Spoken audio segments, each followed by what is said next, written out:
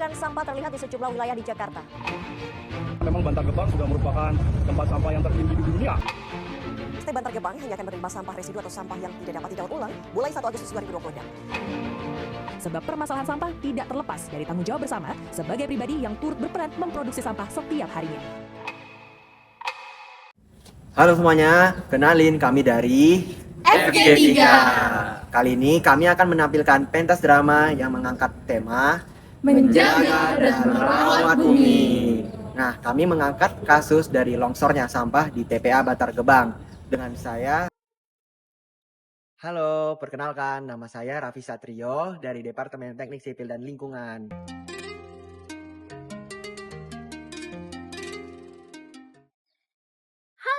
Perkenalkan, nama saya Michelle Eleora Manurung dari Teknik Bioproses.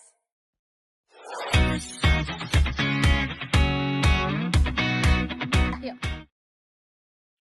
Halo, perkenalkan nama saya Raffi Risandra Putra dari Departemen Teknik Mesin.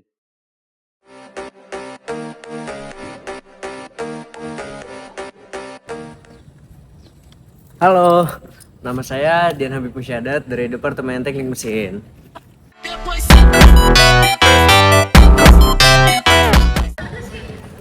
Halo semuanya, kenalin nama saya Anissa Nabila dari Departemen Teknik Sipil dan Lingkungan.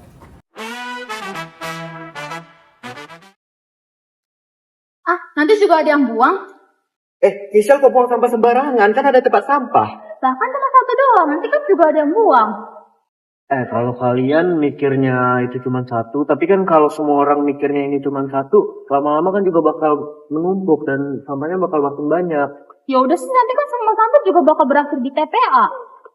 Kalian udah lihat beritanya belum? Katanya ada longsor sampah di TPA Bantar Gebang. Ah, serius? Iya, katanya sampahnya terus menumpuk dan terus bertambah setiap harinya. Kok bisa?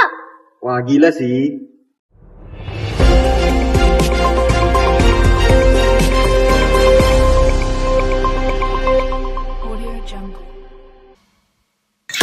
Longsor. Zona 4 longsor yang arah dan jalur Pangkalan 2. Inilah video amatir yang merekam terjadinya longsor gunungan sampah di TPST Bantar Gebang, Kota Bekasi, Jawa Barat pada Rabu sore. Rekaman video memperlihatkan kondisi longsor dan 3 truk yang tercebur ke dalam kali Ciketing sedalam 5 meter. 3 sopir yang turut masuk ke kali bersama truk yang tengah diselamatkan oleh rekan-rekannya sesama pekerja TPST. Longsor gunungan sampah setinggi 40 meter ini diduga akibat guyuran hujan deras beberapa hari ke belakang, serta keadaan zona 4 yang sudah overload. Sejumlah alat berat nampak dikerahkan untuk melakukan pembersihan longsoran sampah dan perapihan tatanan sampah di zona 4. Hingga saat ini 3 truk sampah masih berada di dalam kali Ciketing dan tengah dilakukan upaya evakuasi. Sementara 3 sopir yang tertimpa longsor dan nyemplung ke kali dikabarkan mengalami luka serius. Pemirsa, situasi di sektor 5 TPA Bantar Gebang semakin mengkhawatirkan.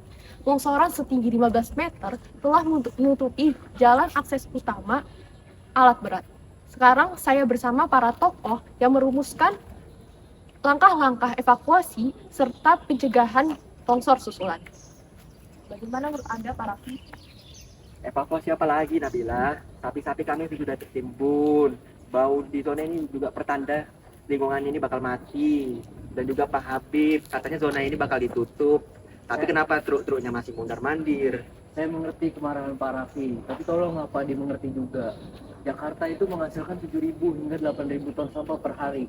Kalau sehari saja kami tidak terima sampah di sini, maka jalanan protokol di Jakarta itu akan tertutup, Pak. Ini tuh udah tentang masalah lahan dan juga tuntutan publik, Pak.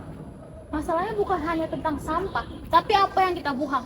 Lihat, sampah-sampah yang ada di sini itu semuanya adalah bukan sampah organik saja, tetapi juga ada sampah pakaian, sampah anorganik lainnya, plastik-plastik. Ini hanya menjadi ombongan sampah di tempat pembuangan akhir dan yang tidak akan bisa digunakan lagi. Nah, jadi secara geoteknik yang terjadi semalam adalah slope failure. Di Bantar Gebang, kita punya parameter F sama dengan 5 untuk faktor keamanan yang harusnya dijaga. Nah, tapi kenyataannya curah hujan ekstrim yang terjadi kemarin meningkatkan tekanan air pori secara drastis, yang dimana sampah organik membusuk dan menciptakan gas metana yang terperangkap. Nah, jadi saat gas bertemu dengan akumulasi air lindi di dasar, gunungan itu akan kehilangan gaya geseknya. Dan itu akan menyebabkan terjadinya longsor masif terhadap tumpukan-tumpukan sampah yang ada. Dan jangan lupa juga air lindi yang mengalir ke drainase warga itu bisa menyebabkan bahaya kimia, bukan hanya bahaya fisik, tapi juga bahaya kimia. Jadi Pak Habib, apakah teknologi kita tidak bisa mendeteksi situasi seperti ini sebelumnya? Nah, kita memang punya sensor, tapi kalau terus-terusan sampai gunung ini melebihi desain teknis di awal, maka ini adalah tanda-tanda awal kehancuran, bukan untuk mencegahnya lagi. Nah, jadi dari kami berencana untuk mengaktifkan landfill mining. Kita gali sampah lama, kita jadikan bahan bakar RDF, tapi itu butuh waktu bertahun-tahun, Pak. Kami nggak bisa nunggu bertahun-tahun, Pak Habib. Kami butuh sekarang juga agar bisa tidur dengan tenang malam ini juga. Solusi jangka pendek yang bisa ditawarkan sih Pak Habib itu adalah membuat masyarakat DKI Jakarta itu sadar bahwa sampah itu harus dipilah. Jika kita terus begini, Bantar Gebang itu bukan lagi menjadi tempat pengelolaan sampah, tetapi tempat pembuangan sampah yang sampah itu bisa merusak ekosistem di lingkungan kita. Jadi kuncinya adalah kebijakan yang ketat dan juga teknologi ya? Nah, benar. Tanpa pemilihan sampah organik di rumah, teknologi secanggih apapun di sini juga bakal akan gagal. Tragedi ini merupakan cermin dari gaya hidup kita. Di balik kemudahan kita dalam membuang sampah, ada harga yang harus dibayar oleh warga dan juga lingkungan di sekitarnya. Menjaga bumi merupakan kewajiban dan juga tanggung jawab bagi kita semua.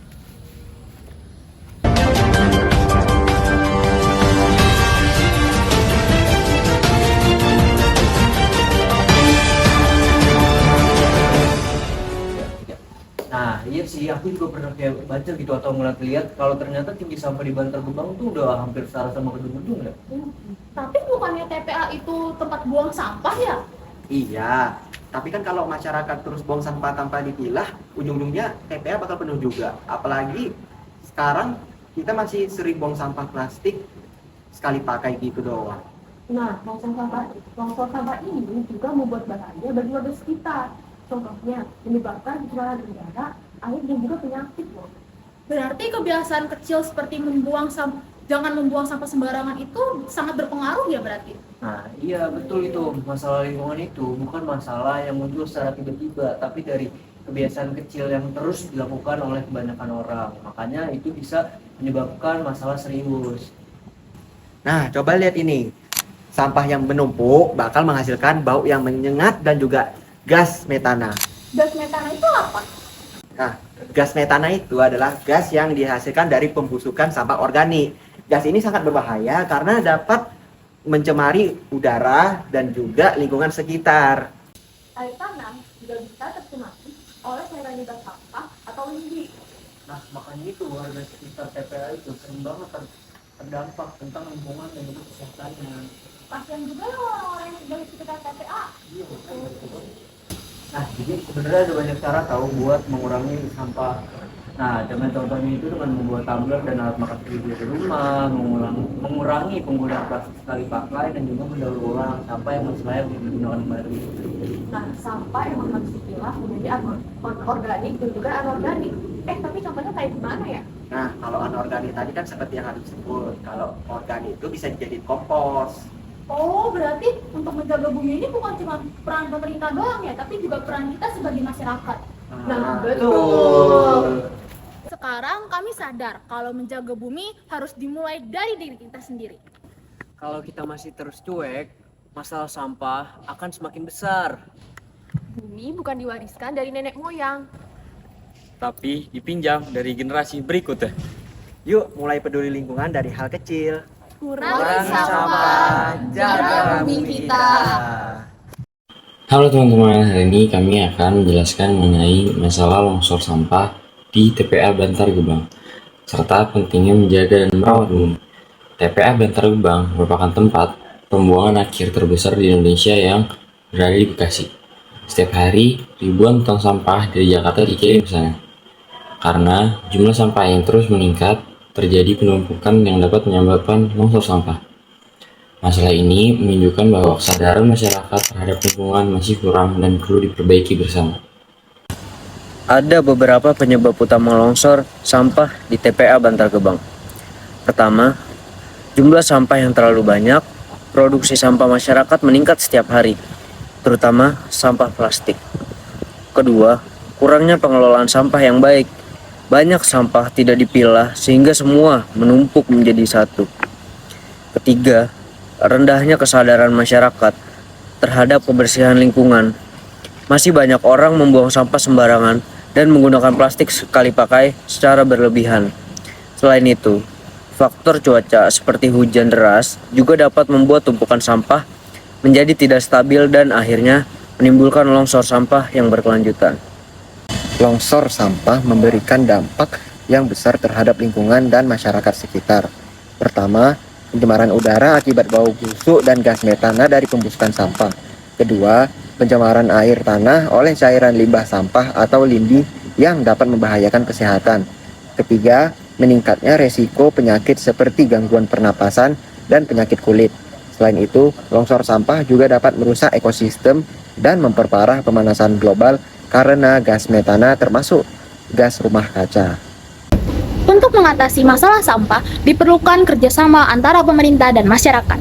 Beberapa cara yang bisa digunakan antara lain: 1. Mengurangi penggunaan plastik sekali pakai. 2. Membawa tas belanja dan tumbler sendiri.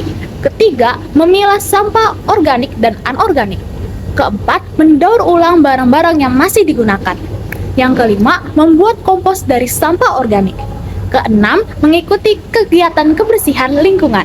Selain itu, menerapkan prinsip 3R sangat penting. 1. Reduce, di mana kita bisa mengurangi sampah. Kedua, reuse, di mana kita bisa menggunakan kembali barang.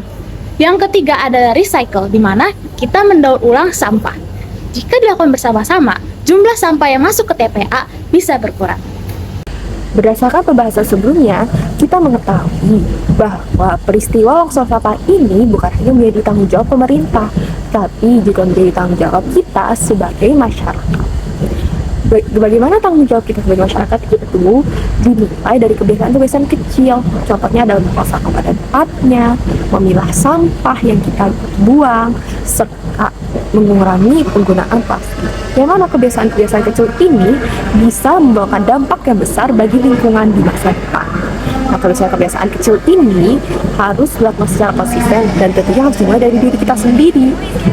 Nah, berdasarkan video yang telah kami buat ini, kami berharap agar kita semua bisa menerapkan gaya hidup yang lebih ramah lingkungan serta menjadi lebih peduli terhadap lingkungan. Mari menjaga dan merawat bumi. Sekian, terima kasih.